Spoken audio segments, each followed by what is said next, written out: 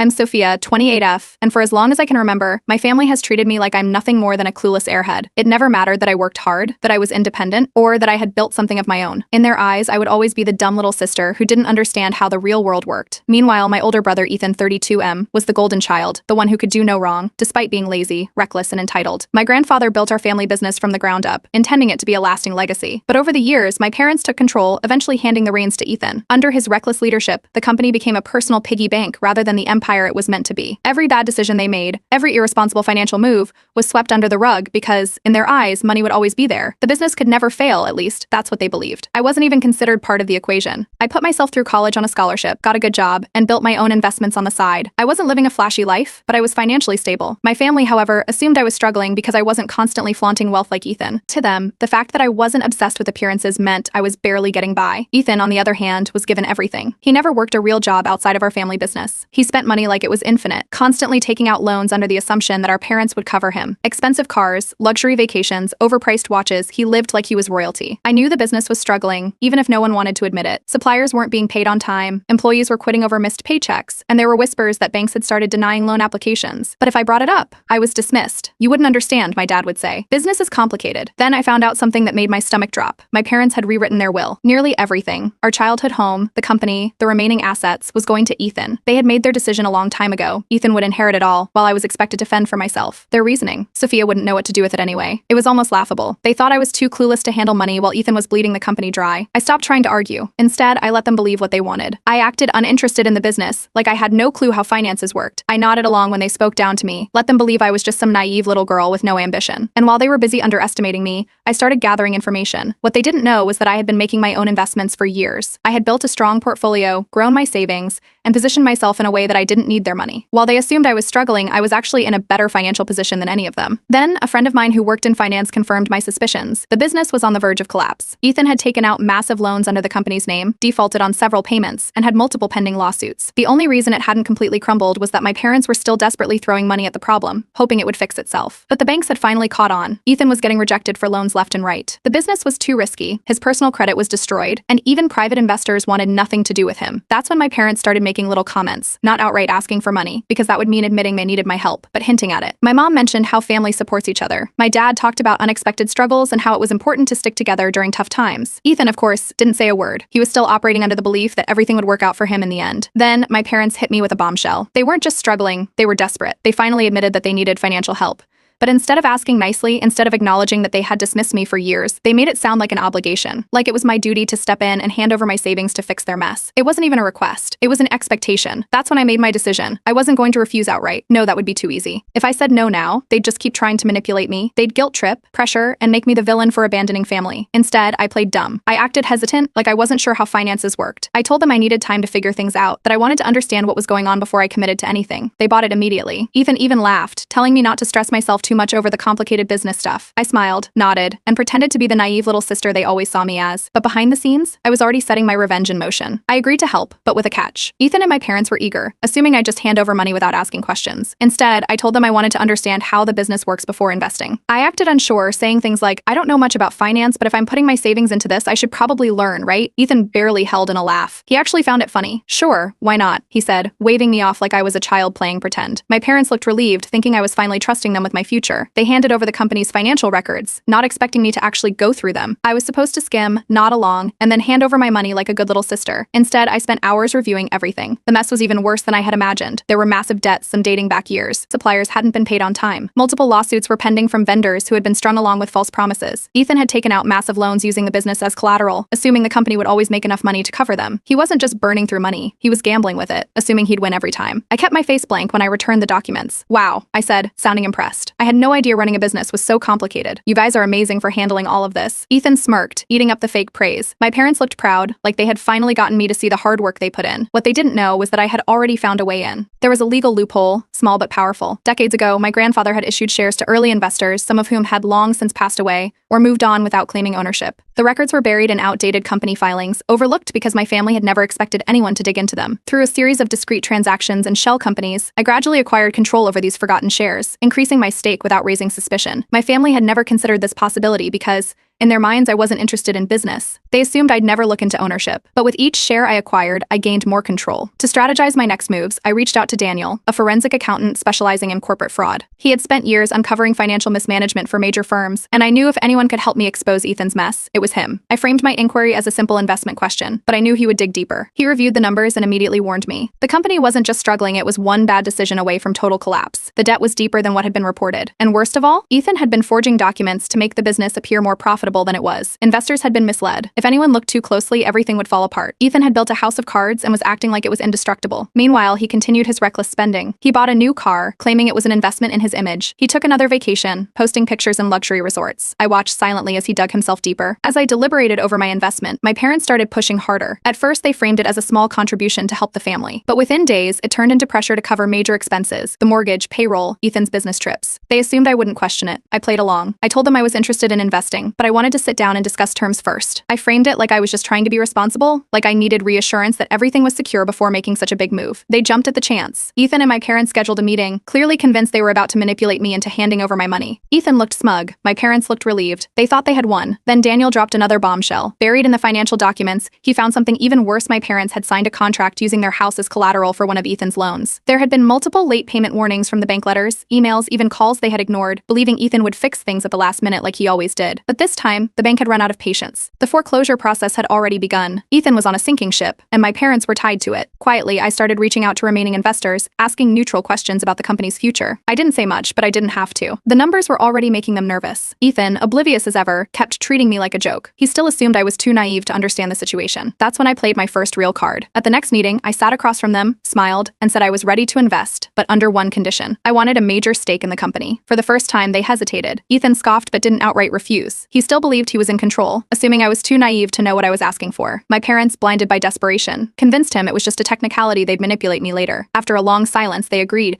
thinking they had outsmarted me. They had no idea they had just sealed their own downfall. They thought they could manipulate me later. They had no idea what they had just done. The moment the paperwork was signed, everything changed. I was no longer just Ethan's dumb little sister who didn't understand business. I was now a major shareholder, legally entitled to review financials, approve decisions, and, most importantly, make changes. Ethan barely paid attention when I took my seat at the table, still convinced I was just playing pretend. My parents looked relieved, thinking I was finally stepping in to help the family. None of them realized they had just handed me the power to destroy them. I wasted no time. The next day, I hired an external auditor, someone with no connections to my family, someone who would go through every financial record with a fine-tooth comb. As expected, red flags started popping up everywhere. Unreported debts, falsified profit margins, missing funds that had been funneled into Ethan's personal spending. By the time the first audit report came in, Ethan had started to realize something was off. He tried to play it cool, brushing off concerns in meetings, making up excuses for accounting errors, but behind the scenes, he was scrambling. Documents were being shredded, emails were being deleted. It didn't matter. The damage was done. Word got out fast. Investors who had already been uneasy started pulling out. Suppliers stopped offering extensions. Employees whispered in break rooms. The cracks in Ethan's empire weren't just showing, they were widening by the second. To control the narrative, I made my next move. I arranged a formal company statement, positioning myself as the one working to save the business. I didn't mention Ethan by name, but the message was clear. Under new management, things would improve. The employees, who had been mistreated by Ethan for years, took notice. Meetings started running smoother. Payroll became a priority again. I made it clear that incompetence wouldn't be tolerated anymore. The shift in loyalty was almost instant. Ethan, realizing that people were starting to side with me, tried to assert control. He called for an emergency restructuring, attempting to strip my decision-making power. But he had made one crucial mistake. He had already signed over shares. He couldn't override me. Then, the legal problems started rolling in. The fraud Daniel and I uncovered wasn't just internal mismanagement, it was serious. Investors who had been misled started filing complaints. The bank, now fully aware of the situation, moved forward with repossessing our parents' house. That's when the desperation hit. My parents, who had spent years treating me like an afterthought, were now scrambling. The moment their credit cards stopped working, the moment the foreclosure notices arrived, they panicked. Not because they realized they had been wrong, but because they had finally run out of ways to ignore reality. And now they wanted me to clean up their mess. It wasn't even phrased like a request. You need to fix this. You're part of this family. You owe us. Even in crisis, they couldn't bring themselves to treat me as an equal. I pretended to be conflicted.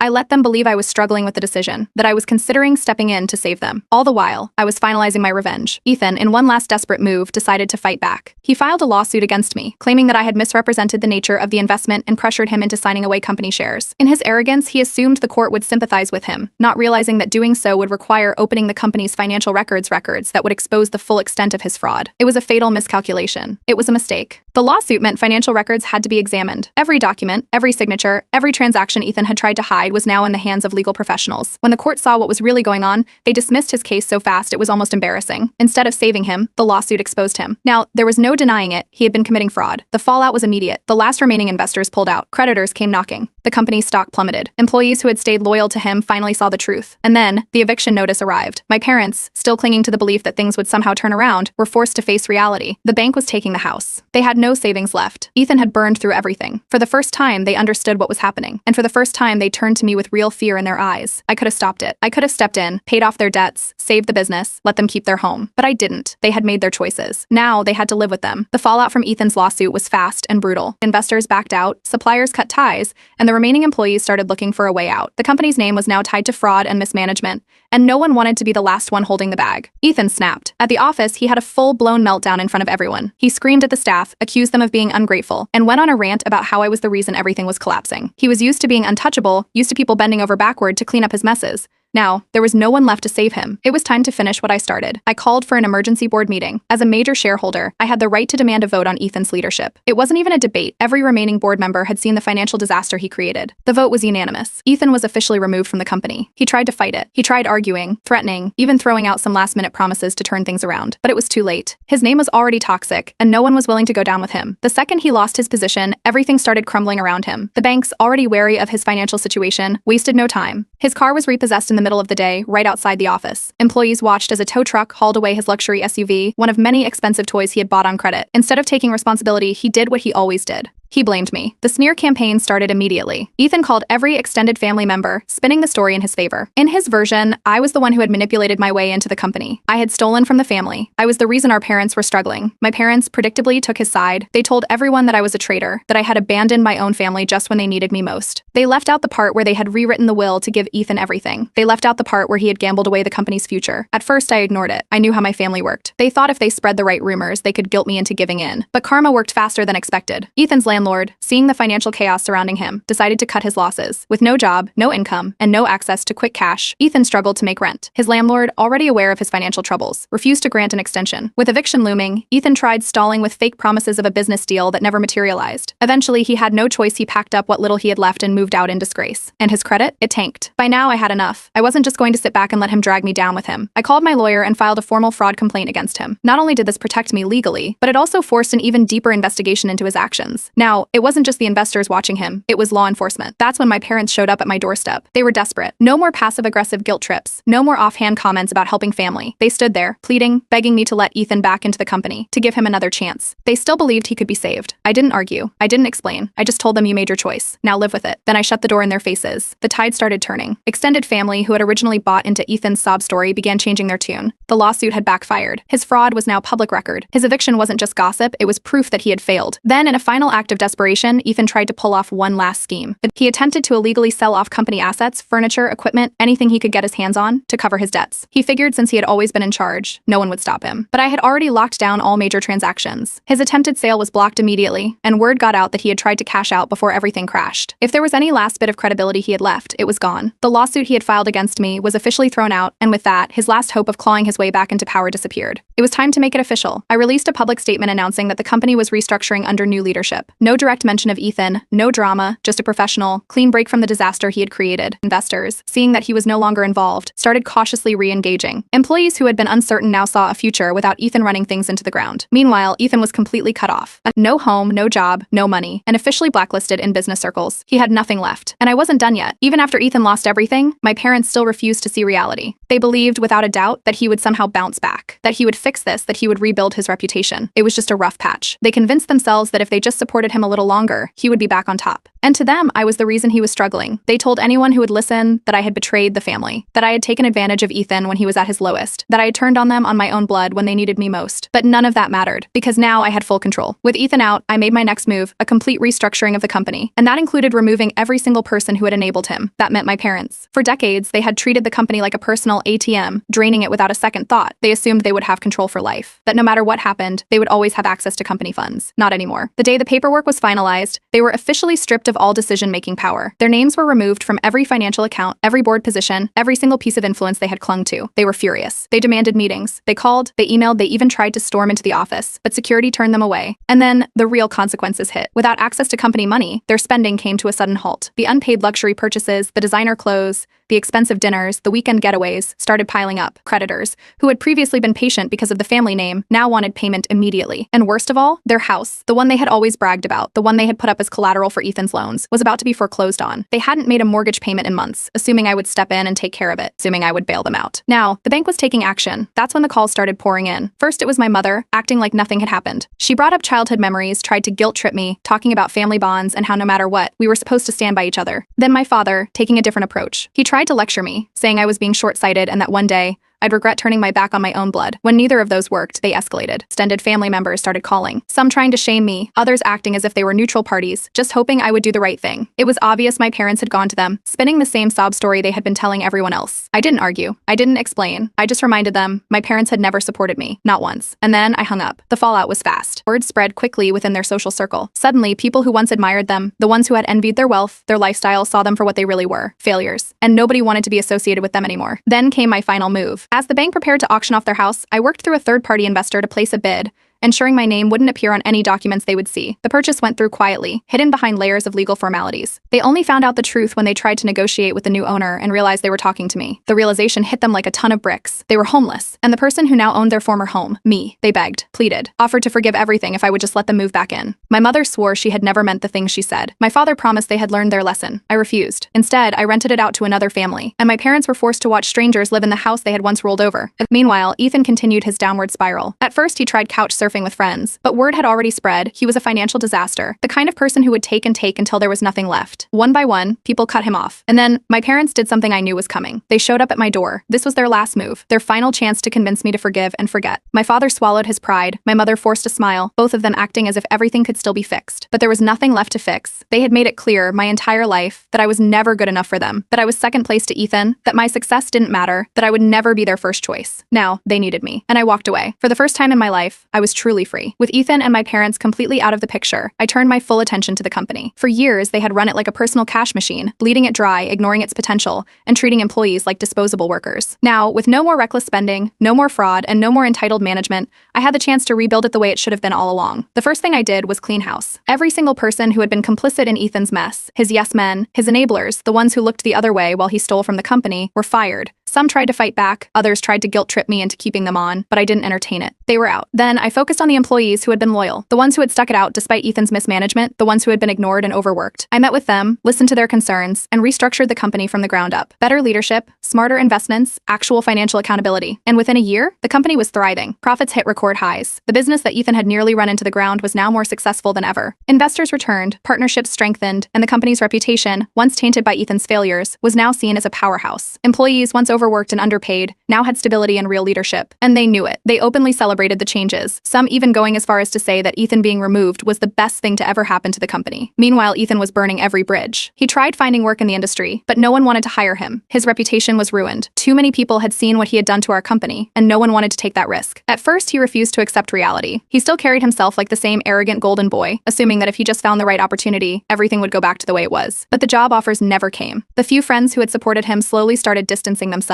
He burned through whatever little money he had left, and with no income, his options dried up fast. My parents weren't doing much better. For the first time in their lives, they had to live without luxury. No more house, no more business funds, no more easy money. They were forced to downsize, moving into a small, modest apartment, cutting out all the luxuries they had once bragged about. They had never had to live within their means before, and the adjustment was brutal. Then, the apologies started rolling in. Extended family members, the same ones who had taken Ethan's side, who had called me a traitor for not bailing him out, began reaching out. They had seen the truth. They had watched Ethan self-destruct. They had watched my parents make excuse after excuse, and they had watched me take a dying business and turn it into a success. Some apologized outright. Others tried to reconnect subtly, as if they had never taken a side. I didn't hold grudges, but I wasn't naive. I forgave some, but I never let them close again. Then Ethan made one last embarrassing attempt at clawing his way back. Desperate to prove he was still business-minded, he tried starting his own company. He had no funding, no business knowledge, no investors willing to back him. But he pushed forward anyway, convinced that if I could do it, he could do it better. It crashed within months. The failure was so public, so humiliating, that even business circles started mocking it. The very people who had once praised him were now laughing at him. And for the first time, my parents realized they had bet on the wrong child. They had spent years pushing me aside, treating me like an afterthought while Ethan wasted everything they had given him. Now, I was the one who had built something. I was the one succeeding. And Ethan? He was a nobody. With no job, no business, no reputation, and no family support left, he completely disappeared from their social circles. And I was free. I had the company. I had success. I had built my own life without them. One day, I ran into an old family friend, someone who had once been close with my parents, someone who had heard everything over the years. They mentioned that my parents regretted everything, that they now saw their mistakes, that they wished they had done things differently. They asked if it was too late for them to fix things. I just smiled and walked away, because I had already built a life without them, and I wouldn't change a thing. Ethan had lost everything, his job, his reputation, his apartment, and any shred of credibility he once had. But he wasn't done trying to drag me down with him. Desperate, he made one last attempt at salvaging his mess. He tried to blackmail me. Through a mutual contact, he claimed he had evidence that I had manipulated my way into power, that I had tricked him into signing away his shares, that I had orchestrated the entire downfall of the family business. The threat was laughable. I hadn't done anything illegal, just been smarter than him. Every contract was legally binding, every transaction had been above board, and every move I made had been backed by solid business decisions. Instead of engaging, I had my lawyer send him a cease and desist letter. The message was clear: any false claims would result in a defamation lawsuit. Ethan, realizing he had no real leverage, went quiet for about a week. Then, his next embarrassing stunt surfaced. He started a GoFundMe. The title? Victim of Corporate Sabotage, Help Me Rebuild My Life. In his sob story, he painted himself as a hardworking businessman who had been betrayed by his own sister, stripped of everything, and left with no way to start over. He begged for donations, claiming he just needed a little help to get back on his feet. No one donated. People mocked him. Old business associates, former employees, even distant acquaintances started commenting, calling him out for ruining his own life. Screenshots of his luxury vacations, his reckless spending, and the fraud he committed were reposted in the comments. The fundraiser was up for a few days before he deleted it in humiliation. With no money, he tried applying for corporate jobs. No company wanted him. His resume was a disaster, his reputation even worse. No one was going to hire a man who had been publicly ousted from his own family's business due to fraud. Every interview ended the same way, rejection after rejection. Meanwhile, my parents had been holding on to the last bit of hope that Ethan would somehow turn things around. But watching him fail over and over again finally made something click for them. For the first time, they realized they had bet on the wrong child. And just like Ethan, they turned to the only option they had left, me. They showed up at my office. Not unannounced, I had security instructions to keep them from causing a scene, but they requested a meeting. I agreed. Not because I wanted to help them, but because I wanted to help them. But because I wanted to see exactly how far they had fallen. They were polite. Too polite. For the first time in my life, they weren't speaking to me with condescension. They asked me for jobs. My own parents, who had spent years dismissing me, belittling me, and treating me like I was nothing, were now asking me to hire them. I didn't hesitate. I told them, I only hire people who take responsibility for their failures.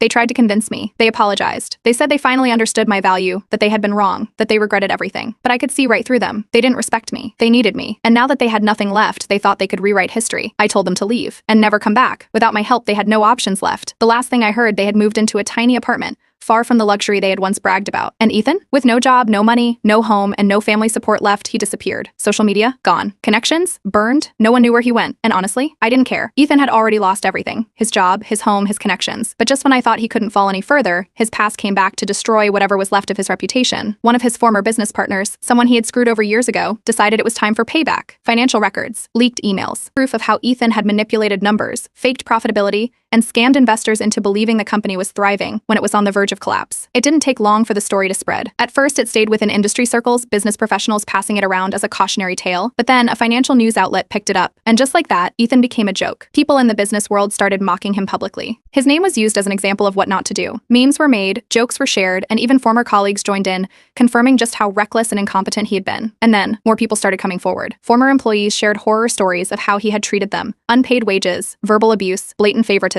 Ex-girlfriends, once silent, began exposing his past behavior. Cheating, lies, manipulation. Even distant relatives who had cut him off years ago started speaking up, talking about how he had borrowed money and never paid it back, how he had always expected others to fix his problems. Any hope of rebuilding his name was gone. Meanwhile, my parents, they saw what was happening and panicked. They had spent years propping Ethan up, defending his actions, enabling his behavior. And now that he was a public disaster, they were scrambling to distance themselves. They told people they had no idea what Ethan had been doing, that they never supported his shady business practices, that they were victims of his deception, just like everyone else. Nobody believed them. The community saw right through them. them. These were the same parents who had handed Ethan everything, who had cut me out of the will, who had insisted that he was the only one capable of running the family business. Now, they were paying the price for their blind loyalty. But I wasn't done yet. I wanted to erase every trace of their influence from my life. The family business still carried their name, a name that had been tainted by years of mismanagement. If I wanted to fully move forward, I needed to sever the final tie. So I rebranded. New name, new leadership, a fresh start with zero connection to the mess Ethan and my parents had created. And then I made my final public statement. It wasn't dramatic. It wasn't dramatic. It wasn't vengeful. It was calm, professional, and brutally efficient. I stated that the company had successfully restructured after overcoming past mismanagement, that we had rebuilt a solid foundation for the future, and that we were moving forward with integrity and accountability. I never mentioned Ethan or my parents by name. I didn't have to. The message was clear: they were gone, and the company was better off without them. Ethan, still desperate to crawl his way back into relevance, made one last attempt to start over. He tried launching his own business. It was a disaster from the start. No investors wanted to touch him. No bank would approve a loan. The moment people heard his name attached to it, they walked away. Within months, it failed. The humiliation was so bad that even the people who had once supported him, his last few remaining allies, finally gave up. Then the final blow came. With no options left, no money, and nowhere to turn, Ethan officially filed for bankruptcy. He had nothing. No savings, no assets, no business. Meanwhile, my parents, their social standing was completely destroyed. They weren't just struggling financially, they were shunned. The same people they used to impress, the ones they had flaunted their wealth in front of, now wanted nothing to do with them. They lost everything: the house, the connections, the reputation they had built over years of looking down on others. And then in one last desperate move, they reached out to me. For the first time, they admitted they missed me. They didn't beg for money, didn't ask for help. They just said they regretted everything. I sent them one final message: you made your choices, now live with them. And then I blocked them forever. No second chances, no apologies. I had built a life without them, and I never looked back. Years passed, and Ethan remained exactly where he had left himself, at the bottom. He bounced from one failed scheme to another, desperately trying to regain the status he once had. And every few months, I'd hear about his latest attempt, a new business, a new hustle, some new big idea that was supposed to make him rich again. Every single one of them crashed. Investors still refused to touch him. Nobody in the business world wanted anything to do with him. He had burned too many bridges, ruined too many opportunities. With no steady income, he floated from place to place, relying on the few acquaintances who still pitied him enough to let him crash on their couches. And my parents? They had become ghosts. The people they once called friends, the ones they had flaunted their wealth to, the ones they had used to look down on others, had all moved on without them. They weren't invited to parties. They weren't part of any social gatherings. Nobody cared about them anymore. With no money, no influence, and no one left to impress, they faded into the background, forgotten by the very people they had once tried so hard to impress. Meanwhile, my life became everything they said I could never have. I bought my dream home, a place that was mine alone, free from their shadows. I traveled, experiencing the world in ways they never thought I would. I built a circle of genuine friends, people who cared about me, not about money or status. And the company, it flourished. Without their greed and incompetence holding it back, it grew stronger every year. Profits soared, partnerships thrived, and the employees, once miserable under Ethan's rule, flourished in a work environment that actually valued them. It became clear to everyone that the only thing truly holding the company back had been them. And despite everything, Ethan never changed. Occasionally, I'd hear from mutual contacts that he was still bitter, still trying to convince people that I had stolen from him, that I had ruined his life. But no one listened. Nobody cared about the opinion of a man who had lost everything by his own hand. And then, finally, my parents understood. I heard through distant relatives that, in their quiet moments, they admitted it. They had chosen the wrong child. They had spent their entire lives betting on Ethan, sacrificing everything to support him, and in the end, he had nothing to show for it. And I had everything. But by the time they realized their mistake, it didn't matter anymore. I no longer cared. The weight of their existence, of their judgments, of their expectations, it was all gone. I was free. They had destroyed themselves. I had never needed to seek revenge. I had never needed to ruin them. They had done it all on their own, and I never let them back in. Even when I knew they regretted everything, even when I knew they missed me, I never reached out. I never answered their messages. I never gave them a second chance. Instead, I built a life without them. A real family, one built on love and support, not greed and favoritism. And then, one day it happened. I ran into my father. It was at a store, an ordinary day, an ordinary moment. But as soon as I saw him, I knew. He looked old. Not just in age, but in spirit. He was a man who had lost everything, and had finally realized that nothing was coming to save him. His face lit up when he saw me, as if he thought, for just a second, that maybe this was his chance. He opened his mouth to speak. I didn't stop. I didn't stop. I didn't acknowledge him. I just walked past him, without a word, without a glance. I didn't need closure. I didn't need validation. I had already won. I was never the dumb one. I was just smarter than all of them.